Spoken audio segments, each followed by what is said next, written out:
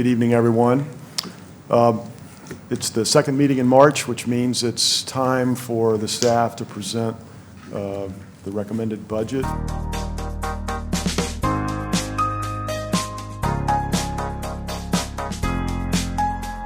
We start with your priorities and also what we understand to be the critical needs of the community and the organization.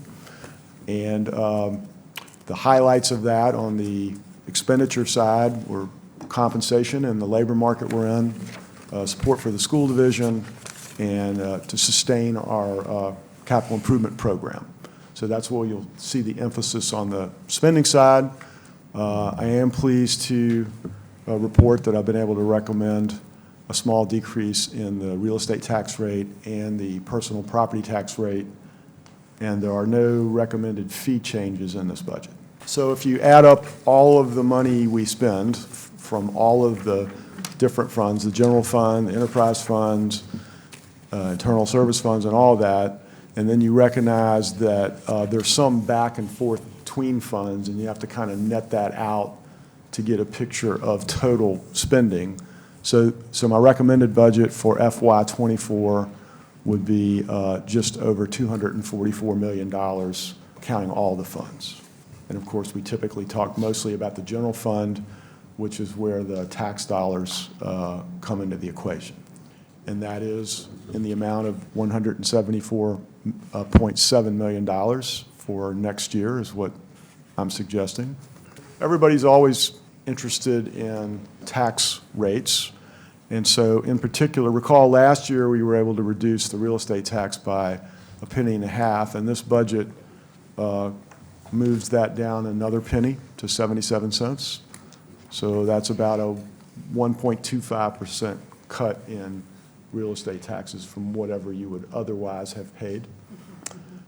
And on the personal property side, of course, we talked about that in our financial retreat. What I'm recommending is a small, straightforward rate cut of 10 cents, which would take us from $4 to $3.90, and that's about a 2.5% cut in what you would otherwise pay, all other things being equal.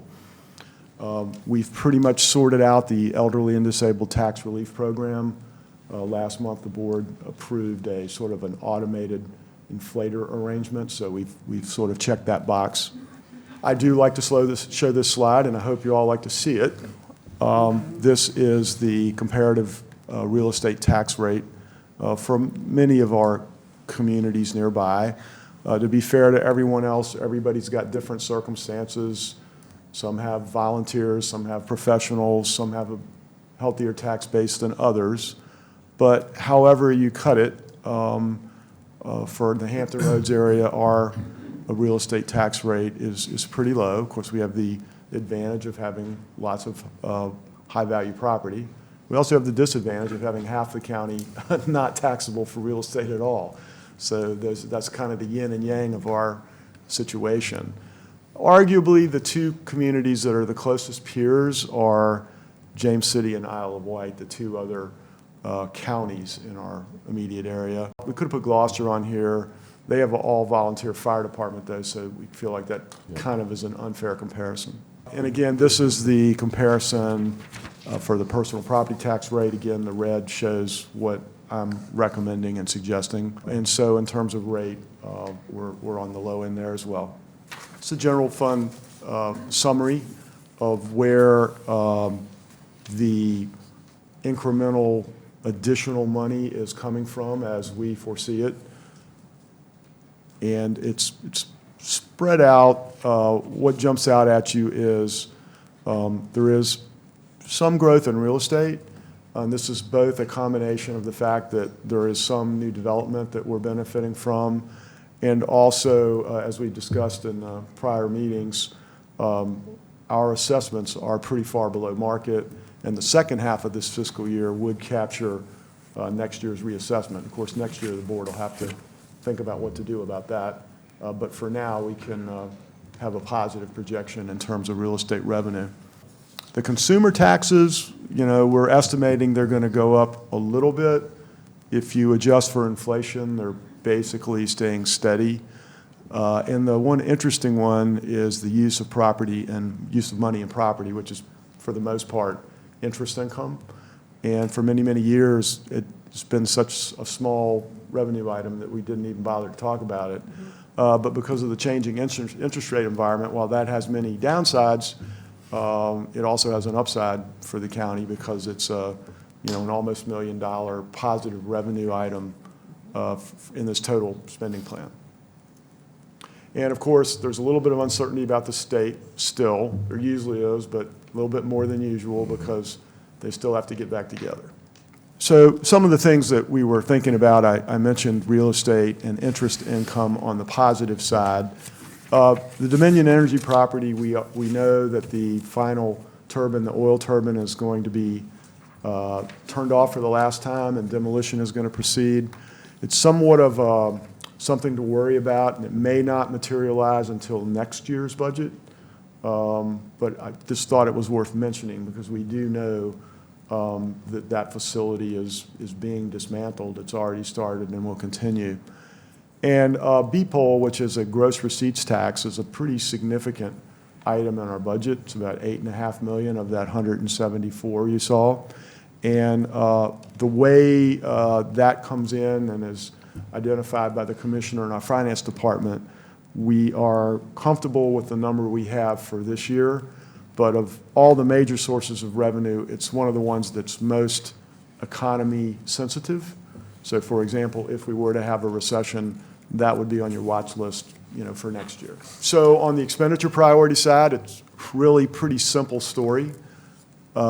Basically three things: compensation, school contribution, and cash capital contribution. The employee compensation proposal that I'm making is 5% plus an annualized $750 for all employees in good standing. As you all are aware, I tend to recommend an increase that combines a across-the-board percentage and a dollar amount, which tends to skew the raise in percentage terms toward the lower half of the workforce. Some preliminary information about what our neighbors are doing in this area. Of course, everybody watches each other, and I'm hopeful that we'll be in the middle of the pack with this recommendation. It'll be a little bit of time before we know for certain. The increase in compensation that we have to deal with in the budget is not just the 5% and the $750. Recall that in last year's budget, you all directed me to add a mid-year raise if our financial performance was strong, and we did that, but we have to pick up that $650,000, going forward in the operating budget. And also reacting to one of our neighbors, James City County, in the fall, they did some substantial surprise increases on their public safety staffing in terms of teams pay and special adjustments. And as you all know, we had to react to that. So we had to carry over that commitment into next year's budget as well. The school contribution, honestly, I've felt good about this body's and support for the schools in recent years and my recommendations. When we looked at the inflation-adjusted data on that, you recall at the financials retreat, I was actually a little bit bothered that, we really hadn't done that much once you adjusted for inflation. Of course, the state has done better in recent years. So the superintendent and I have approached this as we typically do. We start meeting in the fall and talk about each other's needs and problems, and we sort of negotiate something that I think we can afford and he thinks will work for them. We call it the working number, and so that $2.35 million increase is the working number that's in the school budget as a local contribution, and as of tonight, it's the number I'm recommending as well. And the other important thing that this budget does on the expenditure side is it continues to make the cash contribution to the capital improvements program, which is the key thing that we have done in recent years to get our capital projects both on the county side and the school side moving forward. And I think you all are familiar with some of the major examples. The signature project right now on the school side, of course, is Seaford Elementary. And on the county side, yesterday, Yorktown Library opened. Next month, Fire Station 7 opens, and about a year from now, the new law enforcement building will open.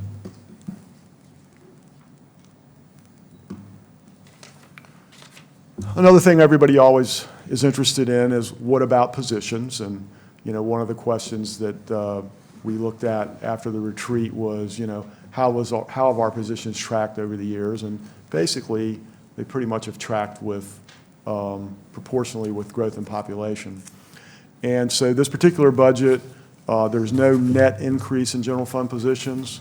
There are 5 or 6 reallocated positions in the budget. I'm happy to cover that detail with you in the work session. But those positions were taken from positions that were frozen or vacant, so the net number does not go up in this recommended budget.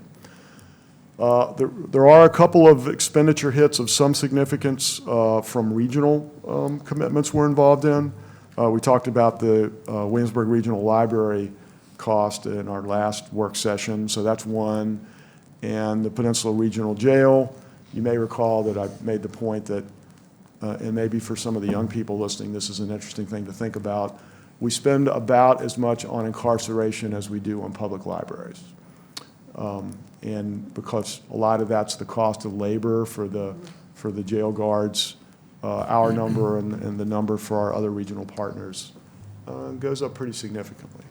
This particular operating budget has a small decrease in debt service. I'd like to claim that that was because of some, you know, incredibly smart thing that we did, but it's just that our particular debt spending projected over the next year is a little bit less than one of the school bonds paid off. So just the overall debt service in this particular year went down just a little bit. By different programmatic category, this is how the new money in the general fund is spread out. And, you know, lots of times it's helpful to think about spending in programmatic categories, but except for a couple of these, what it really amounts to is just spreading out the compensation increase into different areas. It's just carving the compensation increase up into programmatic categories. So not surprisingly, public safety and, you know, is the biggest part of the operation, and that's where the biggest increase is because we have more people there than anywhere else. So we do have significant enterprise funds. The sewer fund is by far the largest. We have some others. Not recommending any fee changes. The solid waste fund is doesn't have a large reserve, so it's quite possible that next year we'll have to address that. We're good for the moment. Then, of course, we have these special revenue funds. Some of them are tied in with state and federal money, particularly Head Start, social services, and we also account for grants differently. The tourism fund is one of the sort of the positives in our budgeting environment right now because tourism in Greater Williamsburg has come back pretty strong, and with that, the taxes associated with lodging. These are internal service funds where we basically charge all the departments of county government to provide some of the services that support everybody. And that kind of is what it is, and all the other inflationary costs that, you know, have to be dealt with, equipment and vehicles and things like that, you know, flow through this. And of course, health insurance. This board well knows our 6-year capital improvement program, the first year is actually connected to the operating budget and would be appropriated as part of the operating budget. The out years are a plan, and every year, you know, we modify that as timing and cost estimates and priorities change. In December, I gave you a pretty detailed presentation on the capital improvement program, so I'm not going to go into it in great detail tonight. Of course, this is what we use to pay for big-ticket items that have a long, useful life.